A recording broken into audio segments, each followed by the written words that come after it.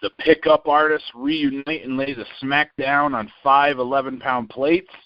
The results of the Cross Canada Grip Challenge in, and a 194 rated gripper gets hit for a double. Are you serious, dude? Alan and I cover all this and more on episode 30 of This Week in Grip.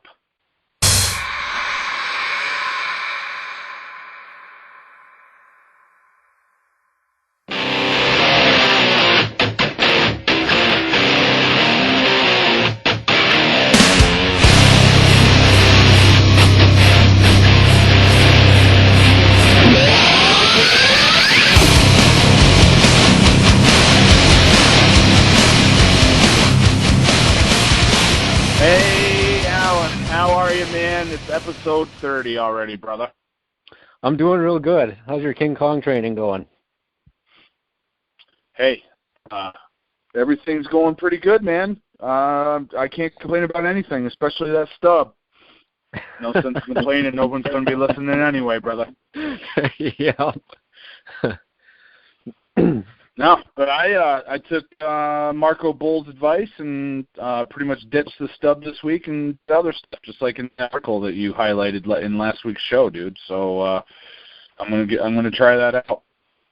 Yeah, I've been playing with the stub. It's a tough one. I'm starting to feel a little more confident with it. You know, my biggest thing is that I don't have a feel for when it's about to actually rip out of my hand or not.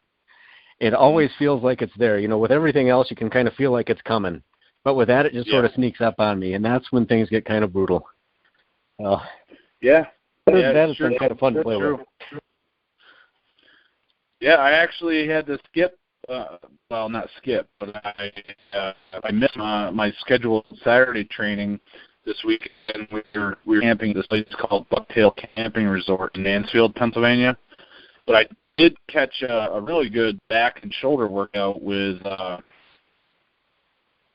the strength coach out there, Ernie Rock, and that was a good time. We didn't do any grip, but we packed about 8 exercises or so, 6 or 8 exercises in about 75 minutes. So it was a pretty good session. Dude, you get to try. Sometimes you try overhead press coupled with dumbbell or something insane. Oh, really? Does that work pretty good? Yeah, like it makes the press extremely hard. Extremely hard. Like,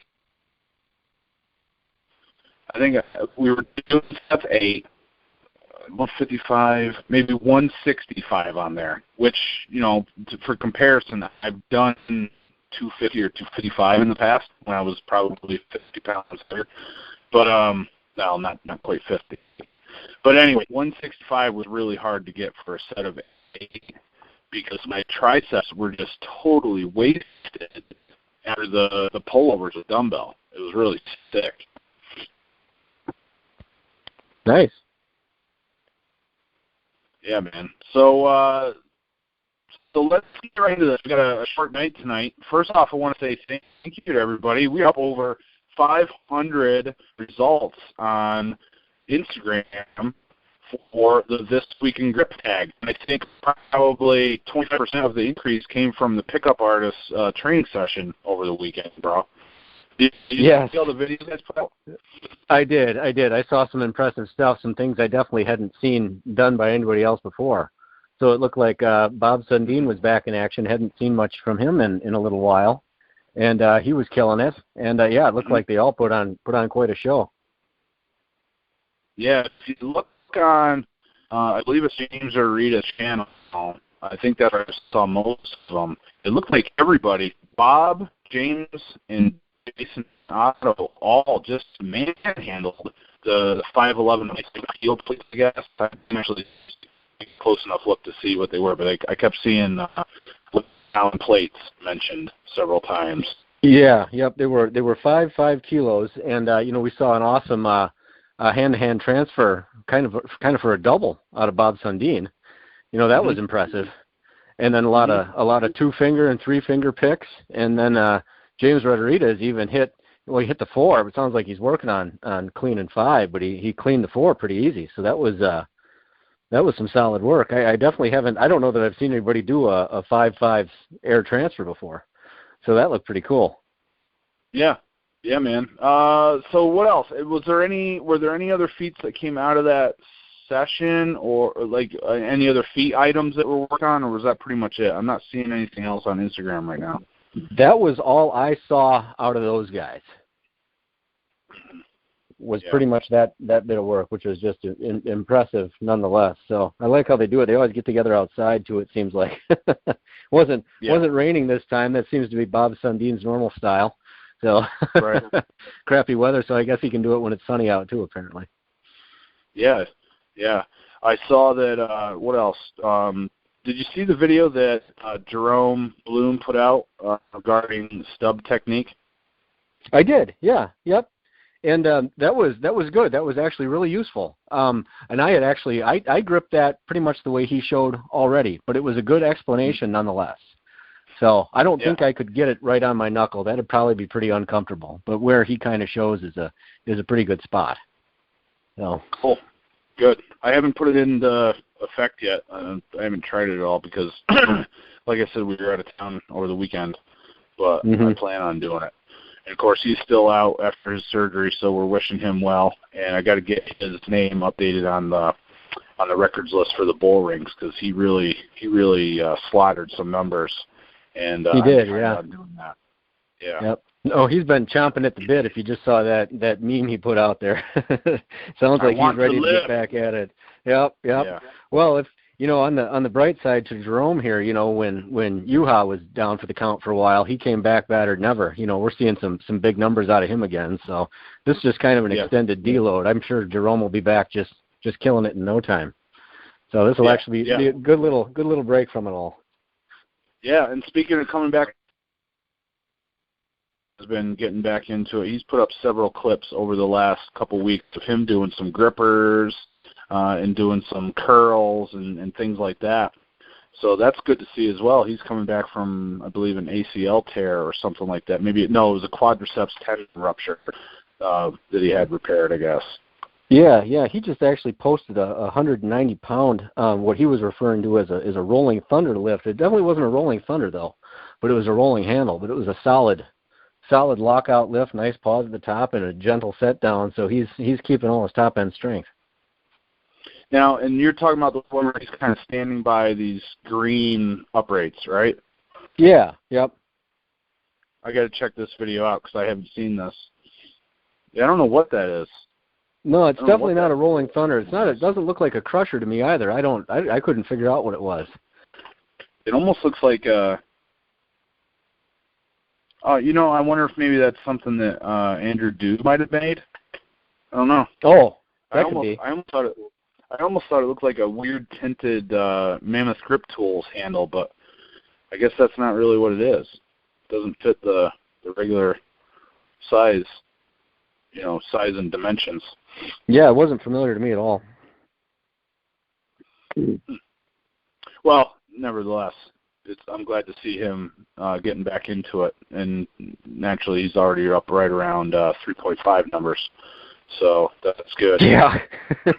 Yep, he's doing real good for sure. Brian Hunsaker put up. He was out in the rain this weekend working on the weights.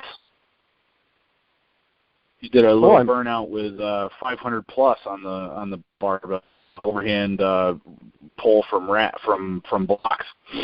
I caught that. Yeah. Yep. Did you see that 450-pound 2-inch Napalm's Nightmare lift he did? All right, 2-inch what, buddy? Yeah, the Napalm's Nightmare. Oh, your implement. No, I did not notice that. Let's see here. It's probably here. Yeah, I don't know what people are pulling on that thing, but that sounds huge. And he kills it, so it's no doubt a big number. But yeah, you just don't see a lot of other people. Yeah, we have not tested the 2-inch handles yet, but that's I'm sure that's a really good number, 450. Right. Definitely well over what I've gotten on the 2.5. So yeah, but we haven't taken the time yet to really test the inch that I recall, and you almost would need the competition plates in order to get up that heavy, unless you were going to start doing like the Adam Way loading method. Because right. we don't have a loading. I mean, Luke could make one, but currently we don't have the loading pin that I think that much weight could go on. Oh wow, yeah. I guess I didn't think of that. Yeah, I didn't. That's a good point. Right. You have to definitely choose all of your very slimmest 45-pound plates when you went and threw them on the loading pin. Right. That'd be a good opportunity to chalk up on that crane scale you guys got. You could give it a good tug that way. Yep. Yes, absolutely. Yeah, and that's man, that crane scale is so accurate. I can't remember what we talked about in the past, but when I was trying to max out on it, I got right around 400, and I ended up getting 403 when I was up to Syracuse. So I mean, it's really consistent. In comparison between the straight weight and what you get on the scale. Mm-hmm. Yeah, I was thinking about picking one of those up. I might shop around. Those look like a real handy way to do stuff.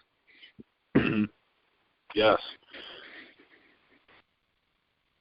Lift, not the list, but rather the the results of the Lifting Grip hashtag. I also see that Uncomfortably Strong, Mark Brotherson, put up a clip working on the flask. Obviously, he's feeling pretty good on that. Do you know if he's going to be competing in King Kong, Alan? Have you heard anything about that? I hadn't heard at all. I did catch his flask lift, and that was some solid stuff. But no, nothing about King Kong at all. I see. So yeah, things in general have actually been kind of quiet about King Kong. There hasn't been a whole lot of real buzz lately, but I imagine that'll be starting here pretty soon. But we really haven't seen a whole lot. I saw that there's been some communications coming from Eric Rusin to regarding rules like that. There's been conversations using those, right? Yes, I have. Yep. And it sounds like it looks like the rules are finalized now. I hadn't had a chance to look at the current set, but there was some good discussion on that, and I thought the questions were answered really well. So that's going to make things a lot easier because there's always something up for debate on that. So this was it seemed like it was good seeing it get hashed out in real time like that. That was a really good job everybody did. Yep. Yeah. And then Ricardo, I saw Ricardo blocks deficit deadlift. No overhand, no hook grip, 200 kilos. Says he's real proud of this one. It's a bit of a milestone here. So he's seeing some good strength improvements, and it looks like he's continuing to slim down. Yeah, he is constantly improving. That's good for him. I wish I could, every time I step foot in the gym, I'd see the kind of gains that he does. Especially being able to work on this stuff that I would love to be able to do this stuff every day. It just doesn't work like that for me, and to be able to go out there and just constantly, pound after pound he's putting on it. That's just impressive. Yeah, for sure. Still rolling down here. A couple shots from Savage Gains 22. Becca nearly smashed COC 2.5 with a credit card set last week. Yes, that's just plain embarrassing. Yep. I think she's got it in her. Yeah, who knows what she had done before that. So, she's always out there working hard. So it's close. She's right on the edge, that's for sure. So and then I'm not seeing it here in the results, but didn't Paul either close or nearly close an Iron Mind number 4 with a Match Monster set? I thought so. Yeah, I thought it was just about closed, if I remember correctly. I hope I don't have that wrong. But he's fours. I think he's been able to hit fours off and on, through the years from a parallel set, if I'm not mistaken. So right, generally does pretty good with those. Yeah. Cool, and that's about it as far as like feats that I don't recall covering. You got any other feats that you highlighted, during the week, Alan? Yeah, I saw one that actually Yuha had just put out. It was he showed 2 50-kilogram plate holds. I don't know if you caught that, one in each hand. He did a deadlift, similar to what we saw out of James Fuller not too long ago. So 110 pounds per hand. Yeah, I saw that, and it was you know how you turn on Instagram and like there's the top video, and then if it reloads, it resets, it'll like bury the top video, and then you can't get to it. You ever have that happen? Yes, all the time. It's Yeah. Yep. Yeah, that happened with that video clip today. Yep. Yeah. Exactly. And James Fuller actually had a pretty nice one out there too. I don't know if you caught that double scale weight clean and press. Mm-hmm. But yeah. He did it, pinch grip style. That was good. That was pretty solid. Those look like some seriously wide scale weights. So yeah. Yep. A lot of variety in his good training work. too. Oh yeah, lots of good work coming out of there. And I mean, he puts up posts where he's like putting up 25-pound PRs on deadlift variations. It's amazing. I know it. Yep. Always improving. Did you catch? This was a meme that Adam Bushway put out. I think I saw it on both Facebook and Instagram. Did you catch that one? It's I'm not sure. Okay, well, the heading of it was, it says, "Best grip exercise on the planet. Thank me later, ladies." And it's a picture of some guy scrubbing dishes in the kitchen sink. He's got one of those, nylon bristle brushes in his hand. Yeah. Which is a pretty good point, actually. That's funny. Yeah. Yep, definitely does wear you out after a while. So, yeah, it will. It will. I'll tell you what, you do stuff like that and lead whacker and, things like that, sometimes it can be pretty good recovery work for your hands, too. Yeah. I've done that, and my hands felt pretty toasted afterwards, but then, the next day, I end up having PRs and stuff. It's almost like that blood flow kind of put your power back a little bit. Yep. And we can't forget about Chez's active greatness here recently. Oh, gosh. Jeez. Yeah, that 194 and change SE for a double. That's good stuff. He's definitely come back, no doubt about it. That's some solid closing. I don't know that you see people double grippers that heavy very often. I haven't anyway. Well, that's what I was going to say. I can't remember anybody doing a double with anything 190 and above. I can't say it does. It's never happened, but I don't recall it. Do you remember anybody else doing anything like that? Not at all. And the reality is, Chez indicated he felt the handles touch. That means he's got power in the tank yet. So he's well beyond that level of gripper right now. So yeah, I say sign up for MM7 and get it done. He's right there. No doubt. Yeah, for sure. Alan, let's talk about contests real quick. I just want to make mention of two, and then we'll go over the results. You said you had the results for the Cross Canada. Yes. I've got those up, and we probably won't be able to get to it. But Josh Henze had a very nice trip report on that as well. Oh, so people may have to just check that one out on the grip board. It's fairly lengthy, but actually rather entertaining throughout it too. So a fair bit of humor put in there. Yep, real good. Oh. Well, the two things that I wanted to mention, and maybe we can even cover Josh's write-up next week or something like that. If not, like Alan says, go to the grip board. But just want to make sure everybody knows that Dan Santosa is running the old school grip contest at his Baltimore Kettlebell Club in Baltimore, Maryland. It's at 8019 Bel Air Road, Suite 12 in Baltimore. It's November 11th. It starts at 1 p.m. The events are one-hand deadlift, two-hand gripper, sledge levering, York blobs. There's an anvil medley, and then a rope hang. So to get information on that, you can, I believe it's posted on the grip board, but also you can go to Baltimore Kettlebell. I'm sorry, let me say that one more time. BaltimoreKettlebellClub.com/old-school-grip-contest. Dan is a very long-time friend of mine. First met him at the Battle for Supremacy in 2003, so he's kicking it old school for this one. And then I just wanted to mention also the events, because I couldn't remember if we mentioned the events for Gripmas this year, and it's the ISG, the Ivanco Super Gripper with the light system, so you got to squeeze it hard enough to turn the light on the Ivanco. Two-hand pinch with the Euro. The infamous Gripmas medley, which I remember seeing video of it last year. It was pretty insane. There were climbing things and pull-ups and stuff like that in there. So not just picking things up and setting them down. You got to pick your own body weight up and set it down. Then the supported edge to the head for reps, which if you've ever seen any videos, looks pretty scary. But if you work it, if you train it, it's not bad. And then he said that depending on time, there might be another surprise event. So that would be pretty cool to have a surprise event pop up. But that's the two things that I wanted to say, man. So why don't you cover the Cross Canada Grip Challenge? All right. So let me see if I can just scroll back to where they made the competition announcement here. I had the okay. So the Cross Canada Grip Sport Challenge was run on September 9th.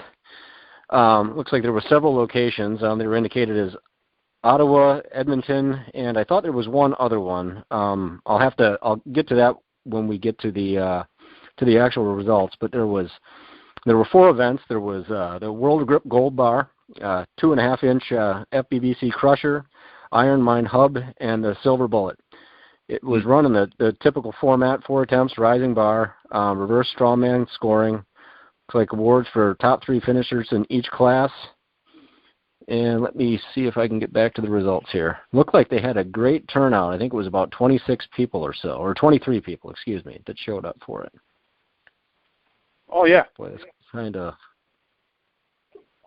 well, shoot. Takes me a minute to scroll back to this here. Mm-hmm. Okay, here we are with the results. So Eric Rusin posted this. He generally posts stuff right away, and it looks like it was posted on September 9th, so he got everything out there right away. So it looks like officially it was Ottawa, Edmonton, and Waterloo.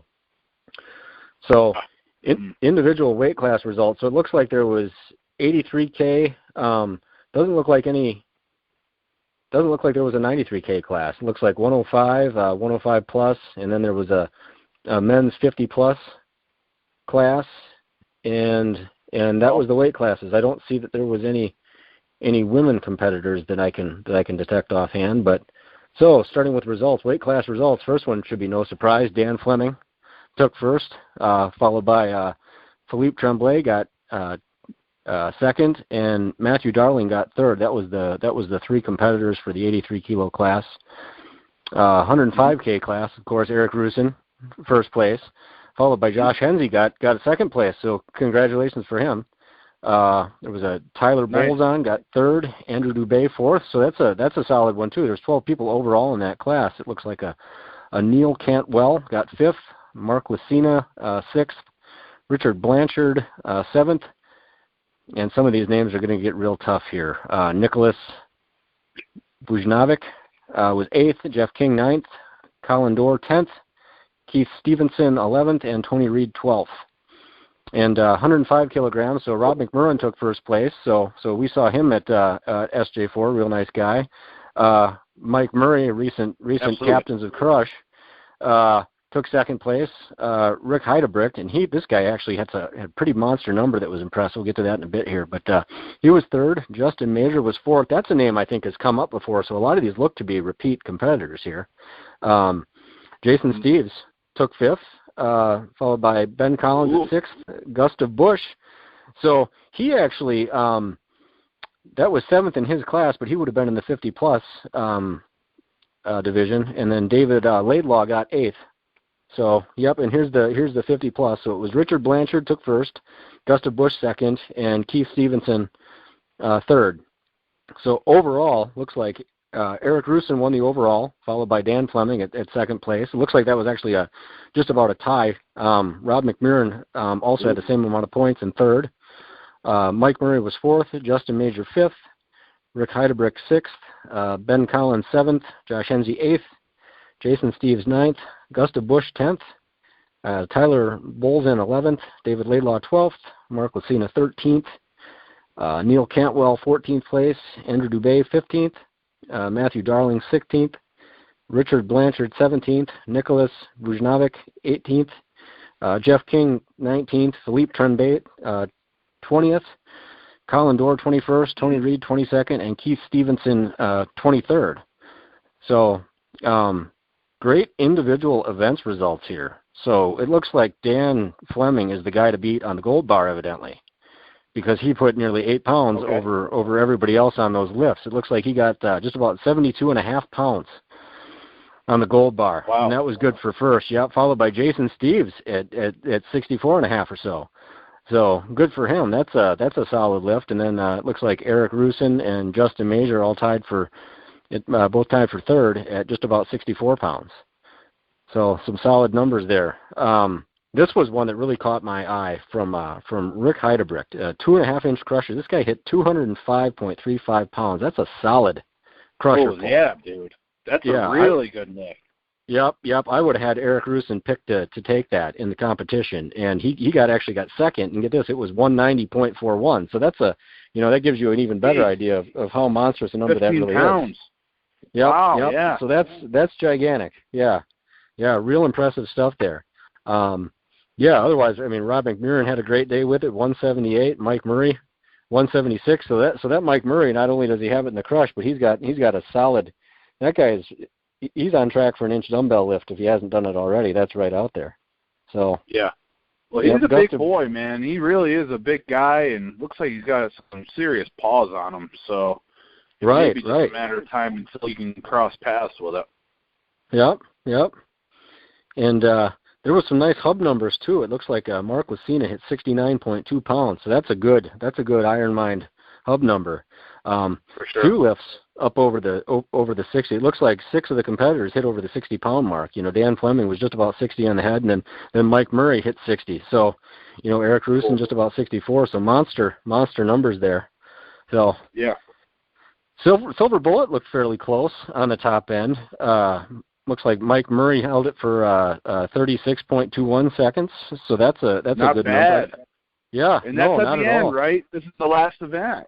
Yep, last event. Rick Heidebricht hit it for 35.33. Josh Hensey, this is good. I mean, 30.65 seconds. So wow, he's hanging right in there. Yeah, yep. Andrew Dubé, 25.28. So Jason Steves even. I mean, this is another good one. 22.5 seconds. This is these guys were, it sounds like, judging by that time, I don't know if this was a new out of the package gripper or anything. But it looks like it was probably a fairly stout one, and some of the guys put up some pretty respectable numbers on it. So, congratulations to everybody there. That was sounds like they had a good competition, big turnout. Doesn't show how many competitors were at the individual locations or anything like that, but nonetheless, 23 competitors split in 3 locations. That's a decent turnout. For a competition like that. So, and like I said, some familiar names too. It's good seeing some of these guys showing up. And of course, Josh Hensey, he had quite the commute getting out there. So that's good. He was over there representing the folks in the States. Yeah, absolutely. Yeah, great day. Really good results. Definitely some recognition to Eric for getting that posted all 10 days of the contest. Can't even imagine doing that. Sounds like the individual promoters were very organized as well, and of course that will help out big time. So, yeah, congratulations everybody, fine job, lots of good numbers. Yeah, and anybody listening, check out Josh Hensey's trip report. It's in the contest reports write-ups on the grip board, and like I said, it's really entertaining. He did a really good job and acknowledged some people, and it was a lot of fun to read. I like seeing those trip reports come out from people that they take the time to do that and show some respect and everything. So that was thanks to Josh for doing that. You almost feel like you were there when you get to read some of those. Yep, for sure. And then Alan, let's just take a few minutes. This is something you and I have talked about for several weeks, and it's almost been a month since it happened. So I just want to throw this out there, and maybe people are aware of this, maybe they're not. But there was a big super match that took place, arm wrestling in Buffalo, New York on, I think it was the 9th of September. And yes, it was Devin Lorette versus Big Frank Budalewski. And I don't know if I'm pronouncing that name properly, but it was a good match.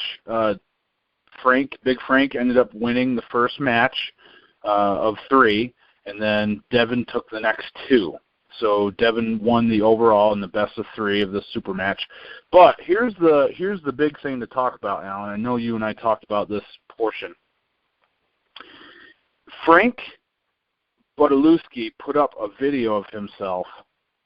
He was doing like you almost say this would be like a shenanigans video to create viral videos, viral content, and really get awareness about the super match going. He did some training and some smack talk, I think, in his training area, and his kids are there and stuff like that. And then the big thing that happened there, and I want to get your take on this, Alan, and I'd like to hear what everybody else thinks about it that's listening to This Week in Grip. In this video, Frank Budalewski squeezes a beer can until the beer starts to come out of the lid.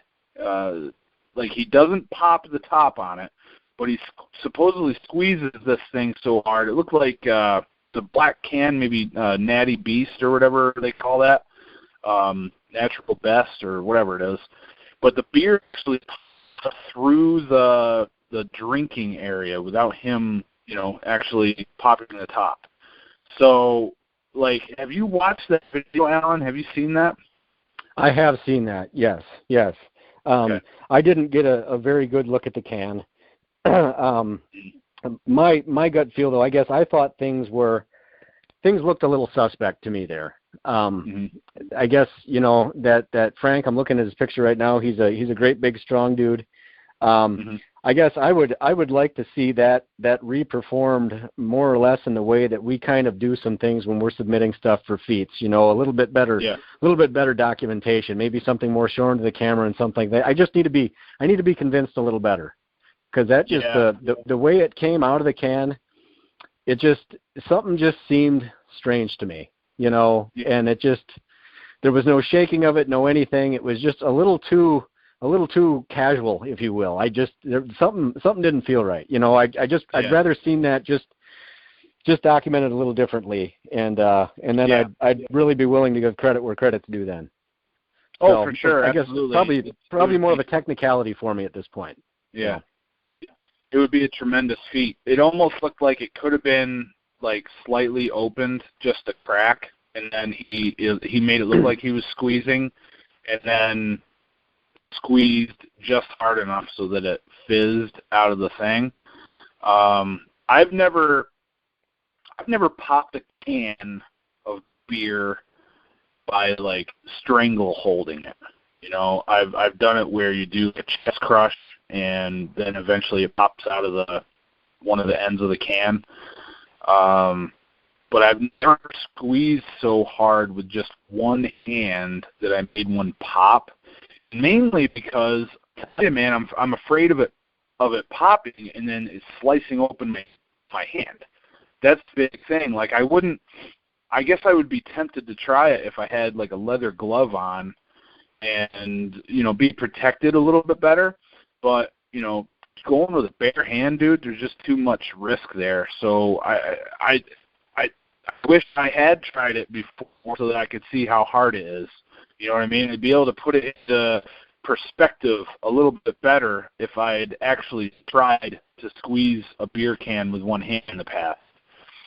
But, man, and the big thing for me, Alan, I watched the video 3 or 4 times when I first got a hold of it, and right at the last second, before that can starts to fizz open, before the beer starts to fizz out of the can, there's some kind of an anomaly that takes place with the video, almost like two clips got spliced together.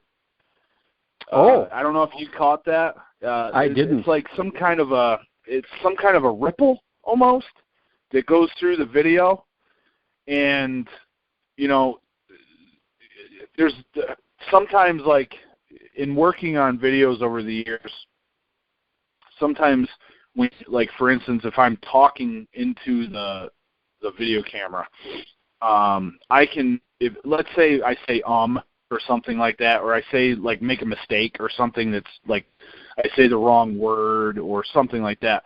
You can sometimes, if there's not a lot of variation, you can clip it before and after you say that, and it almost looks like you didn't take anything out. So you can splice it in a way that where your hands are in the right position, your mouth is in the right position, you're looking right at the camera. You can splice it. And if you're not really paying attention, or if you're just listening to the video, it doesn't even sound like there's an edit that's been into the video clip. But if you watch the video, it's obvious that it's been doctored.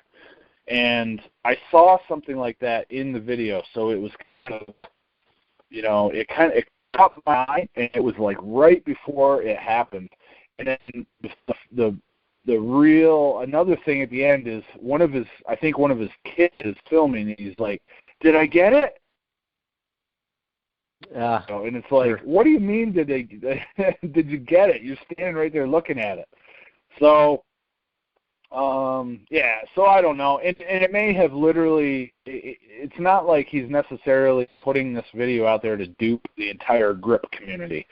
That's not what's going on. If anything, if he did fake it, I think it was more of a showmanship type thing. And right. I think he was trying to make the match as big as possible, try to get as many viewers as possible. I think that this may have been delivered over like a closed circuit, or like an online pay-per-view, or you had to have a membership or something like that. You had to pay to view it, if I'm not wrong. So he may have been trying to just get as many people to watch the live stream or whatever the case may be. And dude, he's an absolute freak. I mean, if you search Frank Bodolewski versus Deverat, one of the results is let's see. Oh, one of the things says Big Frank Bodolewski, 6'4", 150-pound freak bodybuilder. So he's absolutely enormous, big jacked up dude, and super, super strong. I bet his hands are very, very strong. It would be interesting to see what he could do with some grip lifts. But man, I certainly wasn't convinced that the beer can was legitimate. That's right. Yep, I'm in the same boat there. But, there's so many people watching grips, grip videos these days, and watching This Week in Grip and all that. There could be somebody out there that knows a little bit better than us. So I'd be interested in hearing more, whether it's a comment or even if someone knows Big Frank, maybe we could have him on as a guest. That would be cool. And I actually hope he is strong enough to crack a can, and maybe he can do it again, and then maybe it'll get other people to try it, and then one day maybe crushing cans of beer with one hand will become like an everyday thing, just like other feats that were once thought to be nearly impossible becoming more commonplace these days. So, hopefully we can find out more. Right. Yep. Okay. Cool, man. Well, that exhausts my list. I didn't have a lot of stuff to go over the last week. Was really busy over the weekend especially, so some stuff might have gotten past me. But keep on using the hashtag, everybody. We're up over 500. What is it, 507? 506 it was at my last check, yep. But it doesn't mean it hasn't gone up since then. So. Yep, 506, dude. 506. Yep. Keep up the good work, everybody. Cool, Alan. The show is yours, brother. Take it away. All right. Well, just one last thing then. Just some best wishes out to Becca. Sounds like she just had some sort of a procedure done, Becca Roberts. So hope everything went well and she gets back at it. One more thing. Yeah. Our friend Todd Conan, unfortunately, he's not going to be able to make it to King Kong this year. He also picked up a bit of an injury that's kind of affected his training. He didn't make it public, so I won't go into specifics. But Todd, heal up and look forward to having you back at it. And otherwise, everybody, thanks for checking out episode 30 of This Week in Grip. If you're new to the channel, make sure to subscribe. Everybody, like the video. Don't forget the hashtag This Week in Grip, and we'll talk to you again next week.